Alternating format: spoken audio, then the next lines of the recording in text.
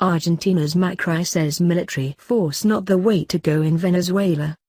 Argentina's President Mauricio Macri is the latest Latin American leader to say U.S. military intervention is not the way to go to bring back democracy to Venezuela. Macri and visiting U.S. Vice President Mike Pence met with reporters following their talks Tuesday in Buenos Aires. The way to go is not the use of force, Macri said through an interpreter. We must refine diplomatic and economic skills in order to ensure that a democracy is restored as swiftly as possible. Macri said there is unanimity across Latin America against a military solution. Pence heard the same objections Monday from Colombian President Juan Manuel Santos. President Donald Trump said last week he is not ruling out force for Venezuela.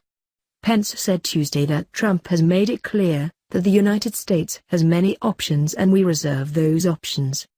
He said the U.S. will not stand by as Venezuela crumbles into dictatorship and that a failed democracy in Venezuela is a threat to the United States.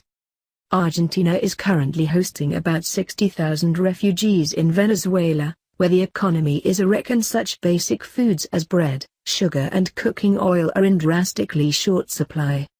Venezuela has the potential to be one of the wealthiest nations in our hemisphere with its oil reserves alone, Pence said.